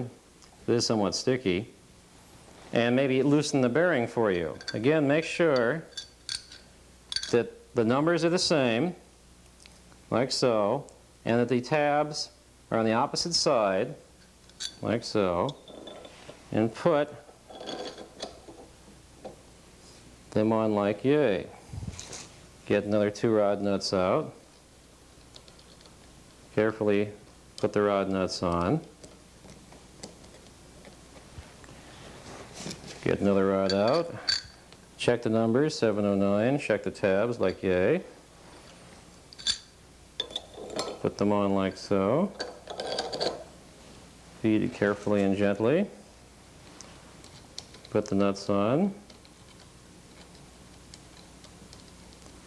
We'll show you a trick afterwards here of the proof of the pudding. That is, when you do assemble the crankshaft correctly, that all four rods should fall around the crankshaft at about the same rate. In fact, the better the machine work, the more smoothly and simultaneously they'll fall around, kind of like a band of rockets, if you will. Put that around like yay, put that down, get the rod nuts out, stick the rod nuts on. Okay, tighten them down with your fingers. First setting for the torque wrench should be a mere 15 foot-pounds. And in fact, before we use a torque wrench, we use a regular wrench just to tighten them down evenly enough to get them snug. So you don't have to worry about the rod moving at that point. There we go, that's snug there. We'll do it on these here. These require a little more to go. It was a little tight getting on that one nut. Tighten your nuts down evenly. And try not to move the rod, minimize the motion of the rod, and that way you won't have the bearing pop out or anything like that. And always use new rod nuts on this, on the connecting rods. The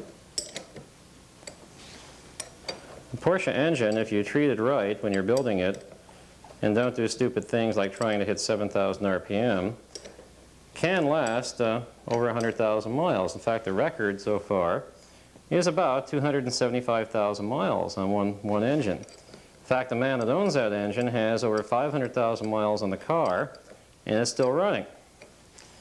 Now, I don't know how many cars there are out there with over 500,000 miles on the odometer, but I bet you can count them on your hands and fingers, maybe your toes. But the fact that Porsche has one of them at least is certainly a good sign of quality. In fact, I never thought I'd ever be doing anything like this. I never really liked foreign sports cars very much until I finally had an early Sunbeam Alpine. And then when I got my first Porsche, I realized there was a bit of difference in quality between Sunbeam Alpines and Porsches. I think it has a lot to do with the philosophy of the country. Okay, they're snug now. Set your torque wrench to about 15 foot-pounds, and then proceed to torque them down to 15 foot-pounds. 15. You can hear the click. 15. 15. 15. You don't have to hold too much at this point, but when you get to 32.6, you'll have to hold the flywheel. If you put it on the ground, you could actually put your foot on it. You can also rig up a pretty effective flywheel holder merely by welding a Volkswagen flywheel nut to a VW oil pump cover. The next step up from 15 is 20 foot-pounds. I do the rods in 5 foot-pound increments. I find it's better to sneak up on the final torque of 32.6 foot-pounds than it is to torque them all down to 32.6 at once. Especially if you torque one rod at a time to 32.6 foot-pounds, that's pretty bad. I don't like doing that. But I like to torque them evenly, slowly, and when you do the final 32.6 foot-pound torque, do it 3 times. That way you won't miss any rod nuts. That way you'll get any that may have relaxed a little bit in the weighting process, though I've never seen one do that.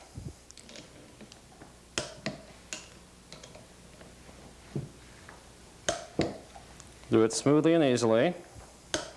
You have enough leverage on the torque wrench. That's 25. Now I'll go up to 30. At this point, I'll probably have to hold the flywheel from tipping. On the ground, it's not too bad. It's a little awkward here, but I think we can do that, like so.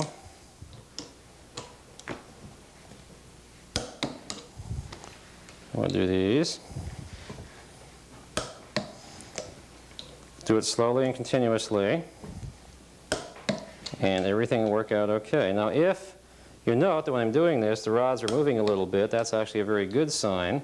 It says they're not too tight. If you find one rod that does not move or is sticky, now is the time to find out the reason for it. Usually it's some dirt, but sometimes it's a mismachined rod or mismachined crankshaft. Okay, 32.6, you can go to 33 foot-pounds for the final torque. There it is there. 2, 3, 4. This is going to be a little more fun. 1, 2, 3, 4.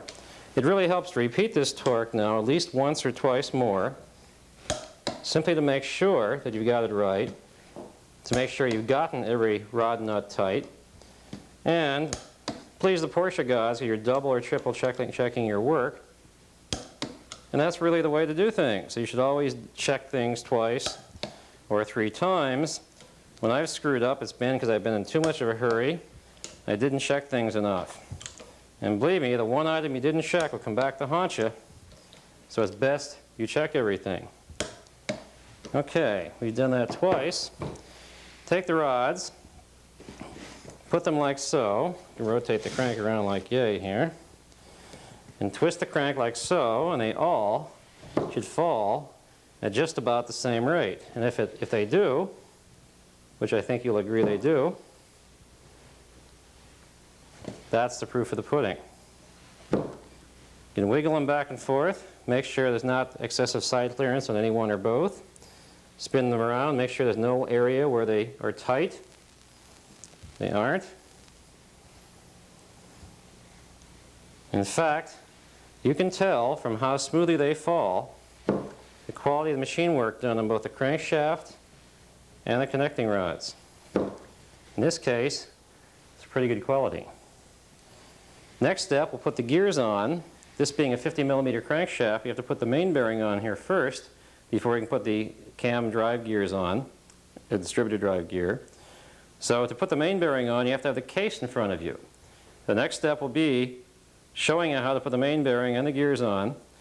Now we should cover this with a plastic bag, set it aside, and continue on with the videotape. We thank you again. Okay. We have gotten our clean case back to the machine shop, and as you can tell, it looks a little bit different than before I went to the machine shop. Machine shop will take and dunk the case in nice, good solvent like chlorinated hydrocarbons. It works really well. Don't use a hot tank or you'll end up destroying your case. Hot tank contains sodium hydroxide, which eats the aluminum very effectively. We have also checked out the case. That is to say, we have put the case halves together, torqued all 6 of the main case studs together, including the through bolt that goes through inside here, and measured the internal bore of the case with either a dial bore gauge or an internal micrometer. We found that this particular case was about 0.2 of a thousandths too big on the middle main, but that's fine. The factory gives you plus or minus 0.2 of a thousandth, which is not very much at all, on all the bearing bores. I find you can actually go about 0.5 thousandths above high limit on the cases and still be okay, get your normal 100,000 mile life out of them. But if anything more than about a thousandth or so, the crush of the bearing is actually held in place by the crush of the two case halves being torqued down around the bearing. And if you don't have sufficient crush, the bearing will then rotate in the case. And the dowel pins that hold, well, quote, hold the bearing in place, really don't hold the bearing in place. They're just there for alignment, make sure all the oil holes, etc. line up. Okay, do not rely on dowel pins to hold the bearing. In fact, when you take a case apart, if you look on the back of the middle main bearing, if you see the back of the middle main bearing area very shiny and multifaceted, that's a definite sign the case is going to have to be a line bored. Now in your line bore case, you put a boring bar inside and you bore the case out to the next oversize, which is 0.25 millimeter, or approximately, but not exactly, 0.010 of an inch oversize. This requires you to use oversized bearings whose outside diameter are likewise 0.25 millimeter larger than the standard bearings. Now they're getting hard to find, especially on an A or B case, but HCP Research has a pretty good selection of Glyco line bore mains, and first over on the case by first under on the crank. That's the most popular oversize. Now after the case comes back to you, you're not done yet with the cleaning process. You should either put it on your engine stand or torque it up, whatever, and make sure all little pieces of crud are off the case. You can go around the perimeter of the case with either a machinist stone, and that's not a designer drug used by machinists, that's actually a stone designed to clean off mating surfaces or smooth surfaces. Take all residual crud, mucilage, sealer, etc. off the case, everywhere you can find on the parting surfaces. You can use steel wool, but if you do, please follow with a rag or a paper towel to get any steel wool particles that may come off the steel wool. But clean the entire perimeter of the case.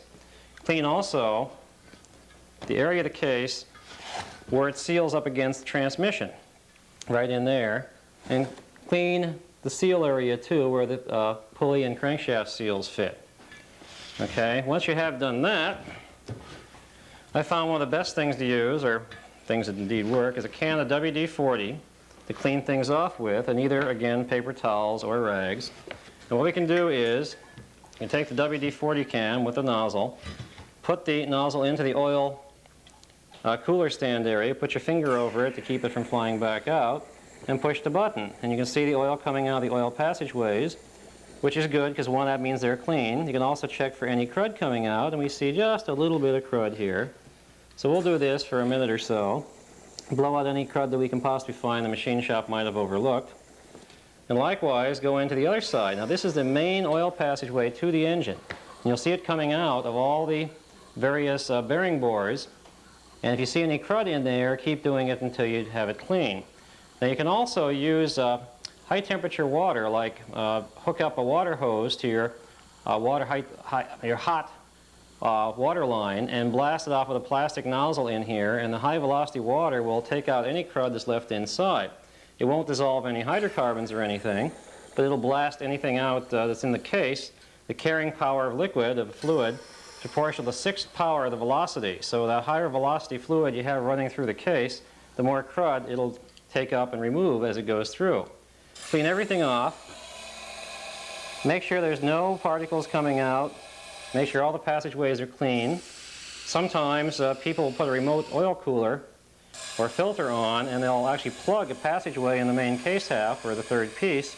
And you got to make sure that hasn't been done to your engine sometime in the past. The oil pressure relief area, blow that out very effectively. And kind of tip the case over, like so, and get down inside all the areas that feed the camshaft. Camshaft and the cam followers are fed by this hole here.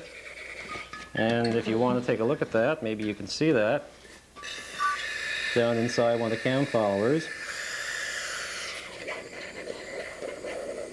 You may have to use an entire can of WD-40, but they only cost about $2, $2.50 or something. Get them on special for $1.50, whatever. Blow out the cam bore or the lifter bore area really well. Do it on all four. Now this is pretty messy, of course, so you want to do it either outside or on some place where you can clean up the WD-40 that, of course, flies around here. But it really does help to get everything nice and clean. Get rid of any dust, dirt, etc., or any crud that the machine shop missed. Okay, now I can set this one aside for the time being. The other side of the case doesn't have too many oil supply holes.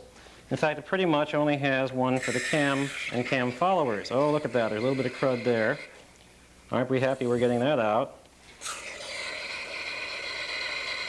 You can then, after the case is pretty well clean with the WD-40 technique, take a rag or paper towel and reach inside both case halves here and clean out the sump area. I know it sounds fairly disgusting, but the case has been cleaned by the machine shop, so it really shouldn't be too bad. Don't be afraid of putting too much WD-40 in. It's a sort of a lubricant. It also evaporates fairly quickly, and we're putting regular oil, etc. in here anyhow, so there won't be any problem with the WD-40. Really get it out good. Any type of crud that's in the engine at this point can come out into your bearings and make a real mess. And the last place where the crud goes, of course, is in the bearings. So please make sure you do a hell of a good job getting this crud out. The machine shop, of course, did rinse it and did use solvent bath on it and a little solvent pump to pump solvent through all the oil passageways. But as you see, there's a little bit that they missed. And you are, like I said, the final sentinel between your engine and dirt that can kill your engine. All right, now what you should do is take a paper towel or a lint-free rag, spray the bearing bores like so, fold the towel over and clean out the area of the bearing bore, which is the oil distribution groove, and marvel at the amount of dirt that's on that rag or paper towel that's been missed by the machine shop. This is hard to get out dirt, and though it probably will stay in place and not come out into your bearings, it might. And we don't want that to happen. So we take a paper towel and we keep doing this, or rag, we keep doing this until the paper towel comes out clean. Now in the middle main area here, where there's kind of a deep gouge and a dowel pin to act like a blockage or a dam, you can find sometimes quite a bit of crud. So you have to do that a few times to get everything nice and clean. Also, you want to make sure that the bearing housing afterwards is dry. You don't want to have a lot of oil or crud on it because the bearing is really supposed to be tight in the case there. And if you have a lot of crud behind it, you can actually affect the crush of the bearing and the fit and the running clearances and all that. Speaking of running clearances, if you want to really discuss running clearances, the book Secrets of the Inner Circle has about a 10-page dissertation on running clearances with all the dimensions you need and all the calculations you need to find your running clearance in your engine and to set it up right, or to find out what it is, make sure it is right. In fact, you really should read Secrets of the Inner Circle, because this videotape can't begin to duplicate all the information that's in both Secrets, the ABCs, Murphy is my co-pilot, etc. There's over 1,600 pages of Porsche information and data, and it would take about 3 years or so to make a videotape that would encompass that, and you'd fall asleep after about the first 300 hours or so anyhow. So take like I say, clean out all the passageways. You don't want to see crud like that on the rag or paper towel. You want to get it all nice and clean. I know it's somewhat boring to do this, but it has to be done. It's a terrible job, but somebody has to do it, right? You can admire how nice and clean things do come when you do this. And you rest assured that you tried to do the best possible job that you could on your engine or on your customer's engine. It is this type of care that makes these things reliable. In fact, in some cases, we are building this engine to better specs than the factory did originally. Witness, for example, the balance of the connecting rods. The factory usually puts rods together with a tolerance of about plus or minus 2 or 3 grams, and we rebalance them to less than 1/10 of a gram. Pistons, take new Molle pistons, for example, please. We recently had a set of those, brand new Molle pistons, 24 grams difference in weight between some of the pistons. Net effect of that is we could not balance them. We had to send the set back. They were just too far out of balance to even consider balancing. Now, take the rag or another rag and wipe out the sump area. This time note how cruddy that becomes, so change rags or paper towels to a new one. Wipe out the sump very nicely. Wipe off everything that you have gotten WD-40 on. Check all over to make sure there's no pieces of paper towel or rag or any debris hanging on anything. Now is the time to do it. You'll never see the case apart like this again for a long time, if all goes well. So do it now. Okay, we pretty much got the cases in order now. They're fairly clean. We can deal with the bearings. The bearings, this is a B set of bearings. The case is standard, it's not a line board, so it's a standard Glyco set, which actually contained Kolben-Schmidt bearings sometimes.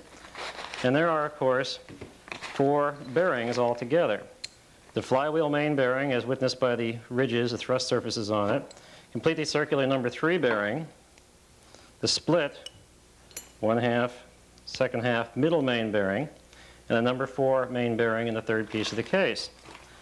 Okay, now, if you recall, I was saying we could not put the number 3 bearing on 50 millimeter A and B, 356 A's and B's, normals and supers. The number 3 bearing is completely circular. On CSC 912 Super 90, it's a 2-piece bearing, steel back bearing that fits in the case in such a way you can't mess it up. But on the A's and B's, it's a completely circular bearing. And you note the oil holes, like so, you might think are symmetrically located in the bearing, but they're not. In fact, we'll put a dowel pin in, and incidentally, don't drop these dowel pins down the oil hole of the case. The dowel pin hole is right next to the oil hole practically. You want to put the dowel pin in the dowel pin hole, and believe it or not, some people have put dowel pins in the oil holes, and the dowel pin gets forced into the bearing in such a way as to make a giant mess of everything. The story about that is in Secrets of the Inner Circle, in case you're interested. There are 4 dowel pins that go into a 356 A or B normal or super case. And there's 2 in the middle main, 1 for the number 3 main, like so, and 1 for the flywheel main. On CSC 912, there's only 1 dowel pin on the flywheel main bearing, and on Super 90s, they have no dowel pins. They're held in the bearings are held in the case by little tabs, little cutouts here. This case being an earlier super with a date stamp. Incidentally, the date stamps are right here. This is 2262, meaning it was made in fiscal week 22, year 1962. And this one here, as I recall, is 562. Yes, 562, meaning it was made in fiscal week 5. That's a difference of 17 weeks, or about 4 months, between this case half and this case half. But that's what the factory did sometimes, kept them in inventory for a while. That date stamp, incidentally, correlates to the case casting number up on top of the case very closely. And the Maestro Masters database of 2,000 engines and case casting numbers and date stamps is available now on the back of the new version of Secrets of the Inner Circle. That way you can look at the outside number, easily visible anywhere, and tell what the date stamp is and what characteristics these engines have. Like, this being an earlier super with a date stamp of early 62 does not have the tabs in the bearings for the late style main bearings. These are designed to take only the A or B type bearings, not the CSC 912 or Super 90. A little later, about 3 months later, they change and put the tabs in the bearings and the bearing bores so you can use any type of bearing in any type of case. In fact, after 62.5, all the cases are the same. Normals, CSC, etc., with minor differences, but the major components are all the same. And you can use a normal engine that's like a 63 with a Super 90 crank very nicely. Don't know why you want to do that offhand, but you can do it if you want to. Anyhow, getting back to number 3 main bearing, you'll note you put this number 3 main bearing in the case. You can put it in the case either that way, and see where the oil hole is here. I hope you can sort of see that. I guess if we turn it this way, you can see a little better. Oil hole sticking out a bit. You can also put it in the other way and see the oil hole is inside the case. Makes a difference which way you put this bearing in. You want to put this bearing in so the oil hole is sticking out, quote, out of the case. It would help if I look at it first. There we go. Like so. That is the only correct way of putting it in. And you want to do this beforehand. because of a couple of reasons. One, when you put this bearing on the crankshaft, you had better put it on right. If you put it on wrong, there's a reason for why this oil hole is as it is. When the case halves are together, crankshaft's rotating clockwise, you want to have the oil supplied to the crankshaft just before bottom dead center. That's why the factory went to some effort to put this oil hole not symmetrically located. Consequently, you want to make sure you put it in this way. So now we're going to put this bearing on the crankshaft. And we save the crankshaft for that very purpose. We will bring it over here. Remember the crankshaft? We will first clean our hands off, take some Molly lube, put it on the bearing journal, avoiding, if at all possible, the oil holes in the bearing journal. Take our secret sauce, remember the STP oil mixture, coat the bearing area with the secret sauce, and then, since the crank rotates clockwise and this bearing is now arranged the way it should be, we can merely take the bearing out and, without changing it at all, stick it over the crank like that. If everything's right, it should fall down like so. And we can now put the gears on the crankshaft. You have to put the bearing on first on the 50mm cranks before you can put the gears on. The case is pretty much dealt with. We'll attach it to our engine stand, put the cam followers, cam, etc. in, but now I'll show you how to put the gears on the crankshaft. Don't forget to put your dowel pins in. Make sure they're all snugly down inside there. They don't protrude too far. And there are two types of dowel pins. There's the dowel pin for the AB engine, which is a VW dowel pin, and the dowel pin for the CSC 912 is a longer, slightly larger diameter dowel pin that will not interchange with the earlier engines. Now, the dimensions on the dowel pin are given in both the spec book and Secrets of the Inner Circle, so you won't get confused. But in general, use the old dowel pins from your engine unless there's something wrong with them. And if you have a 50mm crankshaft and a case that's made before 1963, you can use VW dowel pins. But on a 912 case, you have to use the extra long, extra thick, larger diameter 912 dowel pins available only from the Porsche dealer. Or you can manufacture them, but you should buy them from the dealer. Okay, we'll take a break now and go get the gears. We will now take the gear, and the arrangement of the gear is we have the cam drive gear goes on first, followed by a spacer. These are VW parts, 36 horsepower actually, followed by the distributor drive gear, followed by the lock ring. And to put these on the crankshaft, you don't just stick them on and pound them on.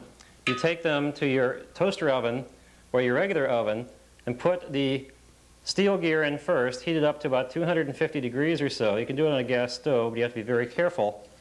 You can overheat on a gas stove very easily. If you're doing it on a gas stove, the color of the gear at the maximum temperature you want to have it at should turn a little bit straw gray or straw brown, kind of like straw colored. We'll take this out now, heat it up, bring it back, and show you how you put the gears on the crankshaft. Be right back. You take the gear, stick it over the crankshaft, get it aligned with the key, flop right down. Now there's a bevel in this gear, which I'll show you in a tad later. Take a screwdriver, tap it down, don't overdo it, it's usually down pretty well as it is. You need a pair of snap ring pliers, pretty heavy duty. Take the spacer, stick the spacer over, take the snap ring pliers, expand the spacer a little bit to get over everything, like so. Tap it down till it's snug against the steel cam drive gear. Take your distributor drive brass gear, it doesn't have to be heated up quite as much. It should fit in there with very little trouble. Don't ding this too hard, just tap it very mildly.